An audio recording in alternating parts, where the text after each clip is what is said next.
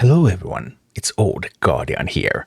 Raid's Christmas Fusion has now been announced and the Christmas Fusion champion is Yukimasa, Demon of Ice, a legendary force attack champion for the DESERTQUEEN faction. And in this video I'm going to take a look at Yukimasa's kit, and you don't want to miss this fusion. This is going to be so good. And also on how to prepare for this one. First, thank you Raid Shadow Legends for sponsoring this video and for giving me this wonderful promo link down below in the description there in the QR code. A new account with Tagoar at the beginning, Venomage 15, Uugo at 30 and Deacon Armstrong, one of the best champions at level 40, so a wonderful start to Raid. But if you start a new account right now, you will be hard pressed to do this fusion. This fusion begins on December 15th, so you really won't have time to save the resources. So you have to already be playing Raid in order to get to this fusion unless you spend a bunch of money. So Yukimasa, Demon of Ice. A1, Winnowing Winter, attacks all enemies. 25% chance to place block active skills for 1 turn, books up to 40%. Debuff cannot be resisted if there is at least 1 enemy under stun, freeze, sleep, fear, true fear, provoke, or petrification. Instantly activates the skill whenever this champion skips a turn because of stun, freeze, sleep, fear, true fear, provoke, or petrification. And Blizzard of Strikes, A2, 4 turn cooldown, books down to 3 turn, attacks all enemies again, will ignore block damage buffs, 75% chance of placing a freeze debuff, books up to 100% freeze. All enemies for 1 turn. This debuff again cannot be resisted if there's at least 1 enemy under stun, freeze, sleep, fear, true fear, provoke, or petrification. And also this attack revives 1 random ally with 50% HP and 50% turn meter if the skill did not kill an enemy, and revives all allies with 50% HP and 50% turn meter if the skill kills at least 1 enemy. So okay, so that's constant reviving, damaging, and then Stain the Snows, 4 turn cooldown, attacks 1 enemy with the A3 ability. Before attacking, steals all turn meter from the target, and again this effect cannot be resisted if there's at least 1 enemy under one of those crowd control debuffs. Also equalizes target's defense with this champion's defense, and Yukimasa is an attack champion, so he won't have a lot of defense.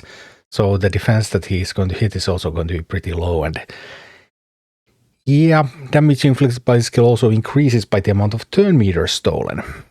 Okay, and there's also passive, fills this champion's turn meter by 50% whenever this champion skips a turn because of crowd control. And whenever this champion skips a turn because of one of those debuffs, their next active skill, that means A2 or A3, will ignore 50% of the target's defense. So, whew. This is a truly incredible kit. A1 that has an AoE attack, which means that Yukimasa is potentially a good farmer, for example, as well, among other things, and blocks active skills. Okay, so that just takes away so much power from the enemies at 40% when booked, but still on A1. Who has block active skills on A1? AoE A2 as well, so 2 AoE attacks, 100% freeze. Who has 100% freeze? On a 3 turn cooldown when booked. Okay, and A2, it also revives 1 ally every time, all allies if it kills an enemy, and then that A3 with single target steals all turn, steals it, so gives more turn to Yukimasa. Yukimasa will have even more turns, and your opponent will have fewer turns, and equalizes the defense. So this is going to be a one-shot ability. This is going to just smack through everything, and it books to a 3 turn cooldown. And also, if you bring other crowd control, then none of these effects can be resisted. So if you have other crowd control, you don't even need accuracy. If target is under crowd control, then whoa. And also, if Yukimasa is crowd controlled, well, first he's instantly going to attack with his A1. Just hey, you crowd controlled me, so I guess I'm just going to hit, and gains 50% turn meter, and will ignore 50% defense with the next A2, A3, so even better chance to one-shot stuff. So this is a fusion you do not want to miss. This looks like a totally bonkers kit.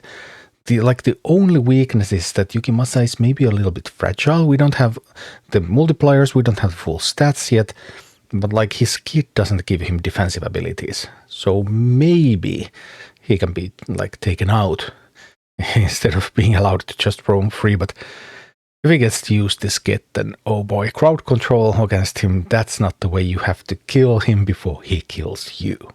So we have established that you want this champion. You absolutely have to have this champion. And how do you do that? Well, the fusion begins on December 15th, so a few days from now. It's going to be a classical fusion. Classical fusion means that it needs to be completed during the event period. Classical fusion, here's an example of the Tholin classical fusion. So first you probably will have to gather 16 rares. Then you will have to upgrade those rares to 4 stars, level them to 40, ascend them fully, and then you can fuse them into epics. Then you need to upgrade these epics to rank 5, level them up to 50, and fully ascend them. And once you have done that, then you're able to fuse the champion. That's how traditional fusions usually work. We don't have the details of this one yet, but there's no reason to believe that it's anything different. So that also means that there's going to be a rare and an epic fusion piece. And sometimes those pieces are also really good. Sometimes you can get extras during the fusion, sometimes you don't, so we'll see what's going to happen with that.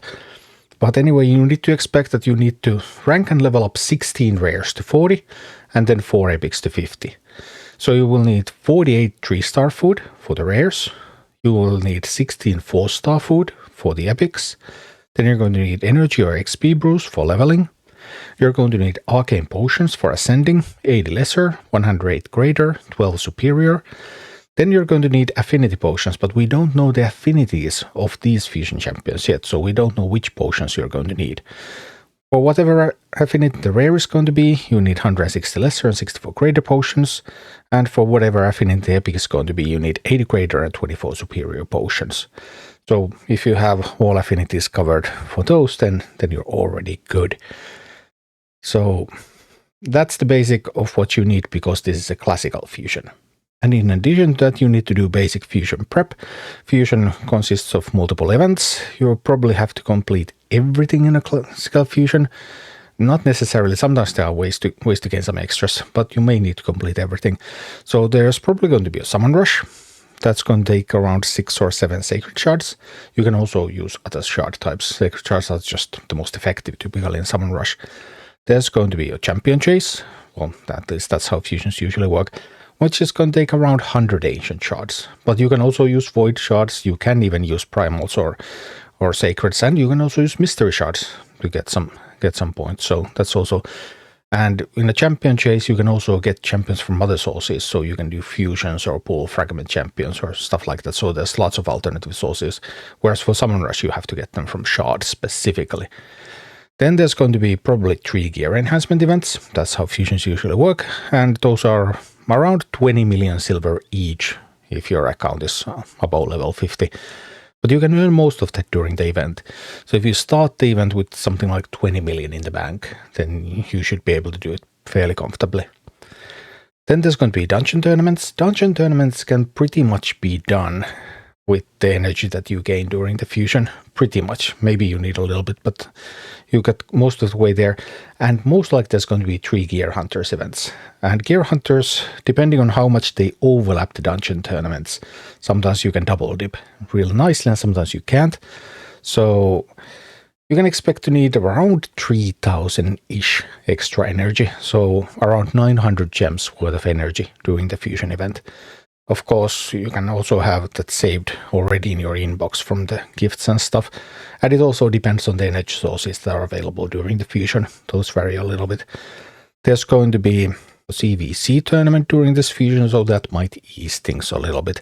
But if Plarium places the dungeon tournaments and Gear Hunters so that they don't synergize well, then that on the other hand pulls in the other direction. And you might not be able to skip any of the events. Often there is a summon rush event where there's an epic offered, so like 7 sacred shards for the rare, and if you spend 12 sacred shards you get rare and a direct epic. So that would mean that then you have 4 extra rares basically available, so you can skip up to 4 events, or you can keep the epic, or you can keep some rares, whatever you like. And sometimes you just can't skip anything. But traditional fusions are pretty rough in the sense that they don't allow you to skip much stuff, and you also need to level up and rank up and get all of those champions done during the fusion period, because you have to do the final fusion for the legendary during the event period. It will go away after that. Even if you have all the epics ready, you won't be able to do the fusion anymore.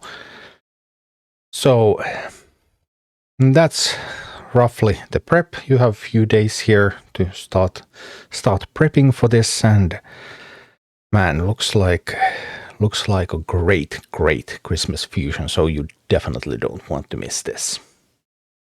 Thank you for watching. Click like and subscribe if you enjoyed this, and a special thanks to all of my Patreon supporters, YouTube members and Twitch subscribers who make all of these videos possible.